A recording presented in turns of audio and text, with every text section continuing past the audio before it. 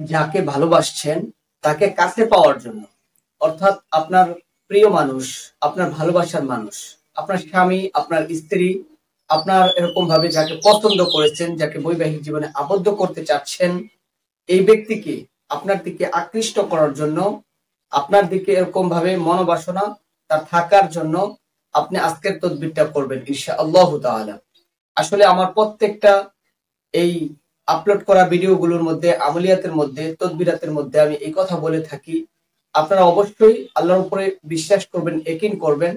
এখানে কোনো কুফরি, কোনো জাদু মন্ত্রের বিষয় বলা হবে না। আপনাদেরকে আল্লাহর উপরে বিশ্বাস রেখে কোরআন সুন্নাহ মোতাবেক, শরীয়ত মোতাবেক ইসলামী তদবির গুলো আপনাদেরকে দেওয়া হয়। আপনারা এই সমস্ত তদবিরাত গুলো করে উপকৃত হবেন, এই আশা, এই প্রত্যাশা আমরা রাখি। অনেক ভাই বোনেরা উপকৃত হইতেছেন আমাদেরকে কমেন্টে এবং ফোনের মাধ্যমে অনেকে বলে থাকেন। তো দিনী ভাই বোনেরা, অনেকেই আবার এই কথাও জানান যে হুজুর এখনো আমরা উপকৃত হইতেছি না। যার যার নিয়ত অনুসারে আপনারা উপকৃত হবেন। ইন্নামাল আমালু বিন্নিয়াত, নিয়তের উপরে ফলাফলটা নির্ভর করে। তো দিনদার ভাই ও বোনেরা, এখন যদি অপকর্ম করার জন্য আপনি নিয়ত করেন, তদবির করতে থাকেন, হ্যাঁ, এই সমস্ত আমলিয়ত গুলো করতে থাকেন, আমাদেরকে মেসেজ দিয়ে থাকেন যে অবৈধ প্রেম ভালোবাসা, অবৈধ মহাব্বত করার জন্য, তাহলে কিন্তু ভাই কাজ করবে না। আর যদি কাজ করেও আপনি গুনাহগার হবেন, আমাদেরকেও গুনার বাগী বানাইলেন।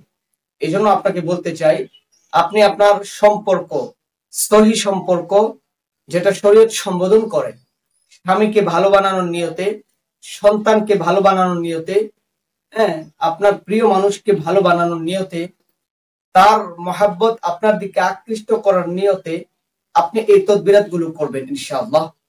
এরকম ভাবে এখন অনেকে এই কথা বলতে থাকেন যে আমি তো এক ছেলেকে পছন্দ করি, আমি তো এক মেয়েকে পছন্দ করি, এই বিষয়টার ক্ষেত্রে হুজুর কি বলবেন? আপনাদেরকে একটা কথা বলতে চাই, ইসলামী শরীয়তের হুকুম হলো বৈবাহিক জীবনের আগে একটা ছেলে একটা মেয়েকে ভালোবাসতে পারবে না। বর্তমান সমাজে, বর্তমান যে একটা গান্দা পরিবেশ সৃষ্টি হয়েছে, অনবরত আমরা মেসেজ পাই, একজন আরেকজনকে ভালোবাসেন, একজন আরেকজনকে মহাব্বত করেন, 2 বছরের রিলেশন, 5 বছরের রিলেশন নষ্ট হয়ে যাইতেছে, ভেঙে যাইতেছে, অথবা বিবাহের পূর্বেই আপনারা নাজায়েজ কাজকর্ম করে ফেলেছেন, নাউজুবিল্লাহ। এই জন্য তারপরে আপনাদেরকে এরকম ভাবে এটার কর্ম ভোগ করতে হয়, কষ্ট পাইতে হয়। তো দেখেন, এই কাজগুলো করে সাময়িক কিছু সময়ের জন্য আপনি আনন্দ পাইলেন, কিন্তু জেনার গুনাহ হইল আপনার। এই কাজগুলো করাতে আপনি ইমান থেকে খারিজ হয়ে যাচ্ছেন, আপনি মুসলমানিত্ব নষ্ট করে ফেলতেছেন। এটা যদি এরকম হইতো যে ছেলেটা আপনাকে দেখে পছন্দ করছে, মেয়েটা আপনাকে দেখে পছন্দ করছে, অতি বিলম্ব না করে অতি তাড়াতাড়ি তার বাড়িতে আপনি পয়গাম পাঠাইতেন, বিবাহের প্রস্তাব পাঠাইতেন।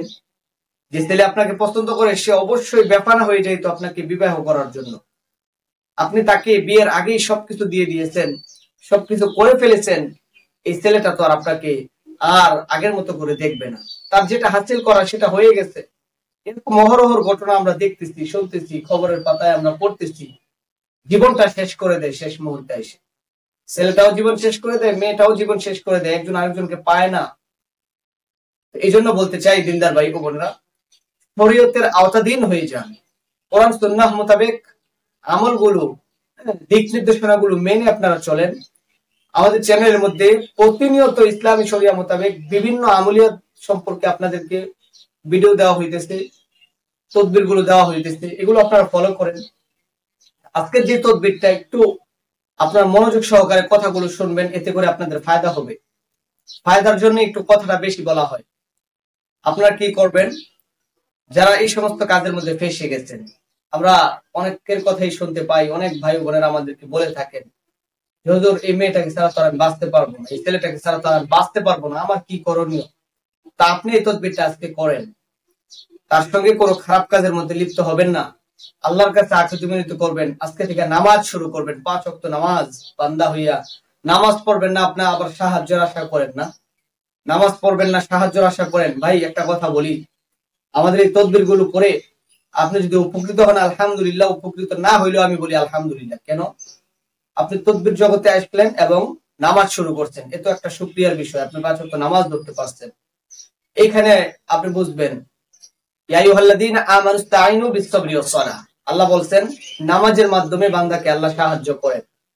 এখন যে তদবিরটা আপনি করতেছেন, নামাজ আরম্ভ করছেন, আল্লাহর দরবারে আকুতি মিনতি করতেছেন, আল্লাহ যদি আপনাকে দিয়ে দেয় তাহলে বুঝতে হবে এটার মধ্যে আপনার ভালাই আছে, আপনার মঙ্গলজনক এখানে লুকায়িত আছে।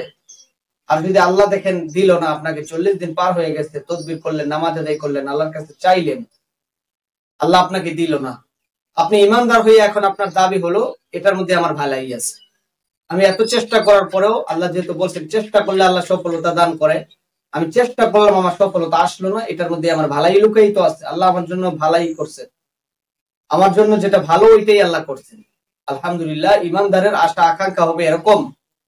আর বেঈমান তো আশা করবে আল্লাহর হুকুম পালন করলাম, সবকিছু করলাম, আল্লাহ আমাকে দিল না, আল্লাহর হুকুমই আর মানবো না, যাকে দিয়ে তদবির করাইলাম তারও আর তার কথা শুনবো না, তাকে গালিগালাজ করবো। বিষয়টা কিন্তু ভাই এরকম না। বিষয়টা হলো, এই জন্য আপনাকে বলতে চাই, কোরআন মোতাবেক আপনি যদি আমলিয়াত গুলো করেন, তদবির গুলো করেন, আপনার ইমানটা ঠিক থাকবে, আপনার আমলিয়াত গুলো ঠিক থাকবে, আপনার মানে আল্লাহ তাআলার দেওয়া যেই আমাদের ইমান আকীদা গুলো আছে, বিশ্বাসটা আছে, ওইটা ঠিক থাকবে ইনশাআল্লাহ।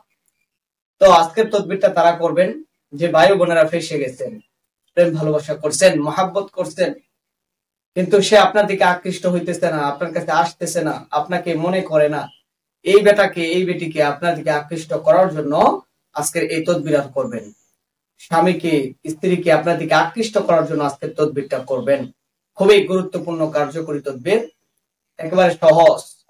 স্ক্রিনের মধ্যে দেখেন দুইটা নকশা, একটা নকশা তারপর আরেকটা নকশা দিয়ে দিলাম, এই দুইটা নকশা পর পর লিখবেন, দুইটা নকশা পর পর লিখবেন, আপনি কাগজের মধ্যে লিখবেন, সাদা কাগজের মধ্যে লিপিবদ্ধ করাইবেন।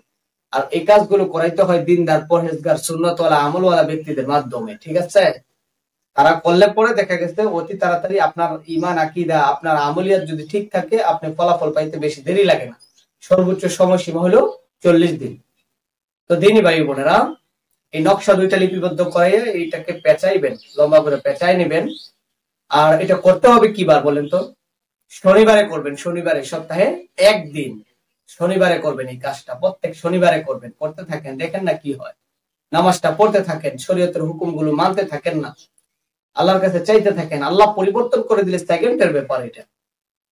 তো এটাকে সলিতা বানাইয়া কালো গাভীর যে দুধ পাবেন, কালো গাভী আছে না, কালো গাভী অস্ট্রেলিয়া যে গাইগুলো আছে, কালো গাভীর দুধ দিয়া এটাকে ভিজায় ফেলবেন, ভিজাইয়া সরিষার তেল দিয়ে এটা পোড়ায় ফেলবেন রাত্রেবেলা, যতক্ষণ পর্যন্ত এটা পুরো ছাই হয়ে যায়, আপনি এটা থেকে তাকায় থাকবেন, মনে মনে এই ধারণা রাখবেন যে আপনার প্রিয় মানুষ, আপনার স্ত্রী, স্বামী, আপনার ভালোবাসা, সেই জন্য আপনার দিকে আকৃষ্ট হয়ে যায়, দাবিত হয়ে যায়, এই আশা আকাঙ্ক্ষা রেখা এটা পড়ায় ফেলেন।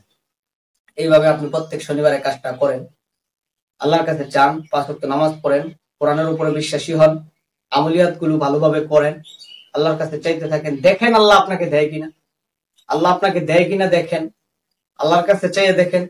আপনি কুফরি করেন, জাদু মন্ত্র করেন, কালো ম্যাজিক করেন, চুল নিয়া, নখ নিয়া এইটা সেটা করেন, এগুলো তো কুফরির আওতাধীন।